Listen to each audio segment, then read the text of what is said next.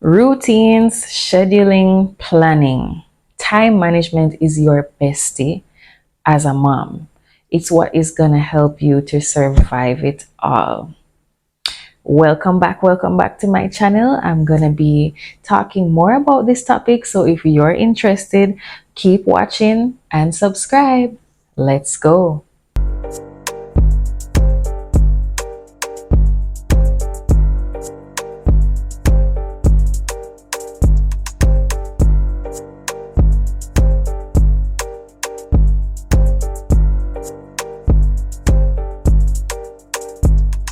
Thanks for coming back. So as mentioned in my previous video, I will now be talking about planning, scheduling, and routines as a mom and how it is extremely helpful in just getting through things and managing things as best as possible.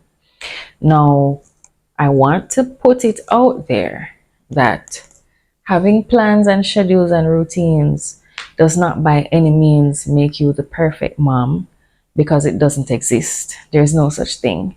It doesn't by any means indicate that, oh, you have it all together and figured out, nor is it going to be a perfect road or a journey. It's just a tool that is there to help you not only show up when you're having a tough day, but give you some structure and allow you to make the most of your time, get as much done as possible, and limit the level of chaos that's going around. So it's really going to benefit not only you, but the kids as well. So let's explore more of that. So as I'm filming this video right now, all four of my little ones are fast asleep, thank God. So I have literally scheduled this time to create this content, have a little me time, and just share my knowledge with you guys. This is something that I have learned over time and experienced through trial and error, and I do believe it makes the world of a difference. So here I am sharing with you. Cheers. The first thing is, how do I really come up with the right schedule? Like, how do I come up with a routine that's going to work for me and the kids? And the first thing is that you have to consider, from the moment you wake up until the moment you go to sleep, everything that needs to happen during the day. Then you're going to think about, what time do you get up, or what time do you need to get up, so that you can say, all right, my day needs to start at X time, and this is how it's going to go. The next thing, you're going to try to allot specific time slots for each event that needs to get done.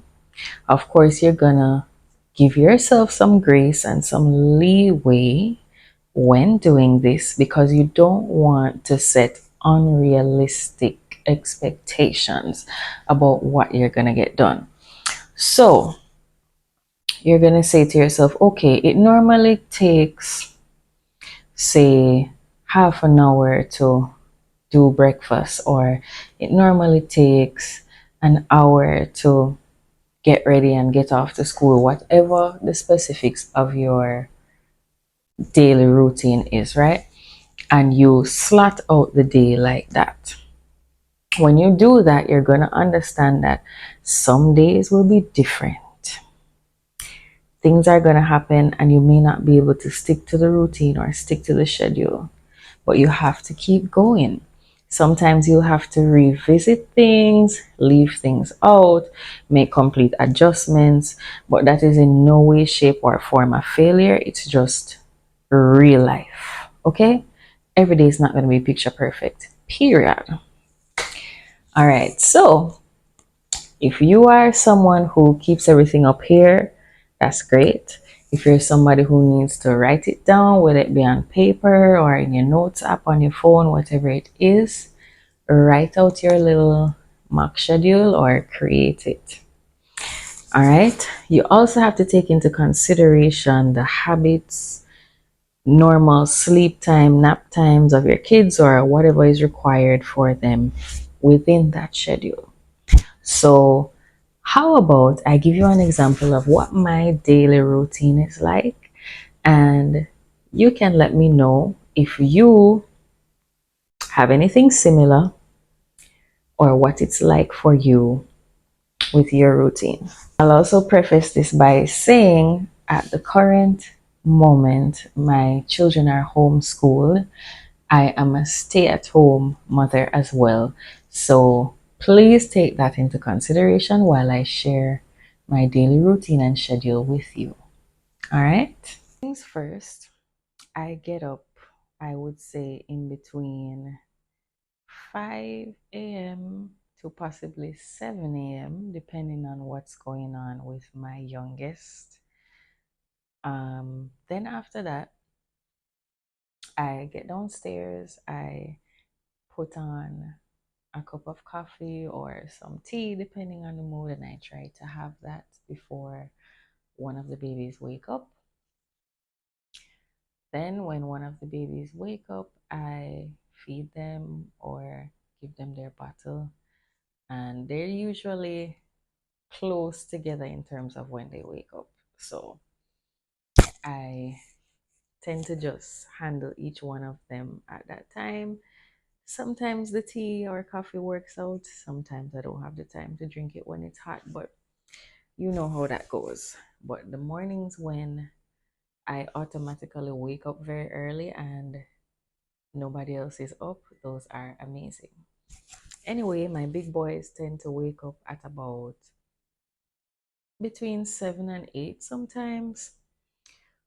So when they get downstairs, by that time I would have finished with the babies and I am now making breakfast, and they're having their breakfast around say 9 a.m. and then they go and bathe and brush their teeth and get ready for class as the teacher comes in at about 10:15. So while that's going on, I'm tending to the toddler, tending to the baby. I get a shower in the midst of that, with the wonderful help of Auntie Nicole, who works with me. She's absolutely amazing. So, where I fall short, she picks me up. So, while I'm getting a shower, she's probably feeding the toddler some porridge.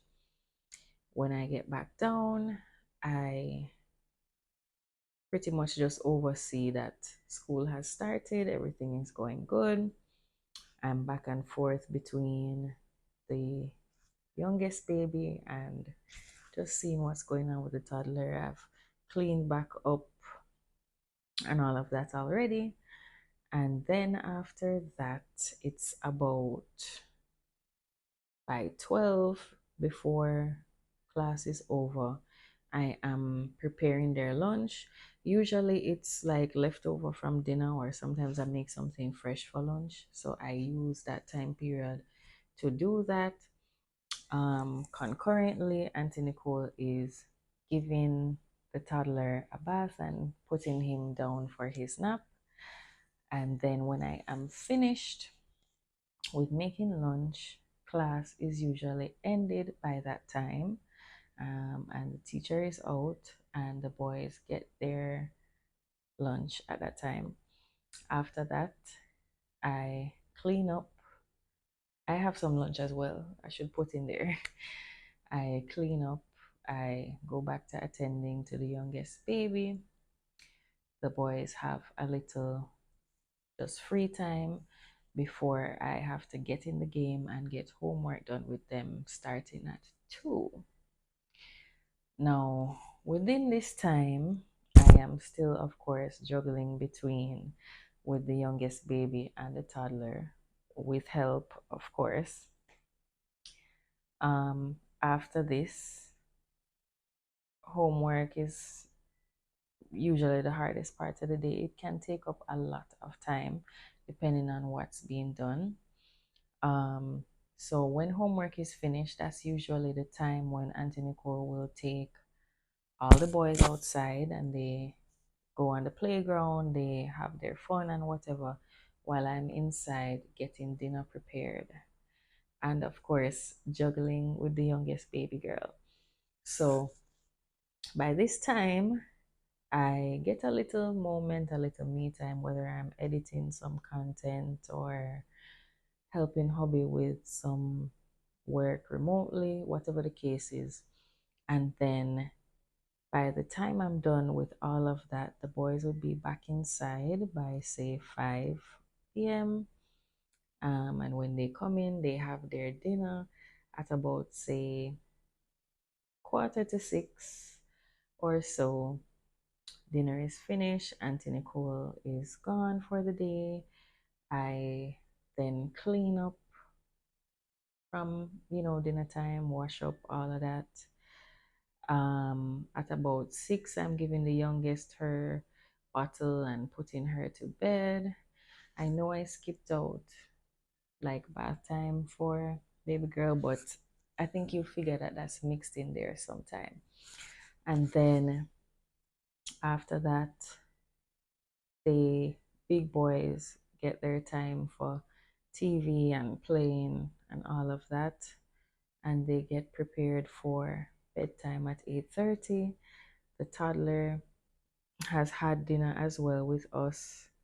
Then he has his nighttime bottle at around say 7:30 or so, and then I struggle to get him to bed for a good while up to the 8:30. But when he's out, he's out. So everybody's out to bed by 8:30. Sometimes we go a bit beyond, as you can imagine. Um, and then everybody's asleep, and I am free at that moment to woosah and indulge, do any work that I need to do, shoot some content like I'm doing now. Um, just anything that I really want to get done. Sometimes I just sit down and do nothing for a while. The thing about that is I have something to look forward to when I say, okay, 8:30 has come, I've done all I need to do, and I'm out. It's my time now. And I do my best to make use of that time without overdoing it where I feel like burnt out. No. If you know me, you know that I'm supposed to be like working out, doing some exercise and all of that. And you haven't heard me mention that in my schedule and routine, right? But that's supposed to be happening earlier up in the day, like maybe about 11 when it's in between, right before I shower, and before I come down and make lunch. So there's time for it, and I need to remind myself that, Stephanie, there's time for it. There is time for it. You can literally make time for as many things as you need to if you have a plan. And that's one of the major things. Like a lot of people say, how do you do it with all these kids? Da, da, da. Number one, I have help. Number two, on the days when I don't have help, I can still get it done. I just need to stick tighter to my schedule and make sure I stick to it. Because what I notice is that when I just wing it per se, there's a lot of chaos. The kids are not doing what they're supposed to do because they're just freestyling. And if you know how kids are, when you just leave them free, you know what happens, right? Um, so it just makes everything run smoother for me personally. And I do believe that it makes a significant difference in just how everything runs. So think about it. If it's not something you've already implemented, think about it, because when you manage your time effectively, you can get so much more done. I know a lot of the times it's like a struggle to feel like you can get things accomplished, that you can do as much in a day as you really want to. But with the right time management, I'm not saying it's going to be perfect. I'm not saying you're always going to get things done as you would have hoped, but it sure does help you to get closer to what you would have wanted. So try it out. Let me know how it works. If it's something you already do, let me know what it's like for you. Thank you so much for watching. Please subscribe for more. Bye.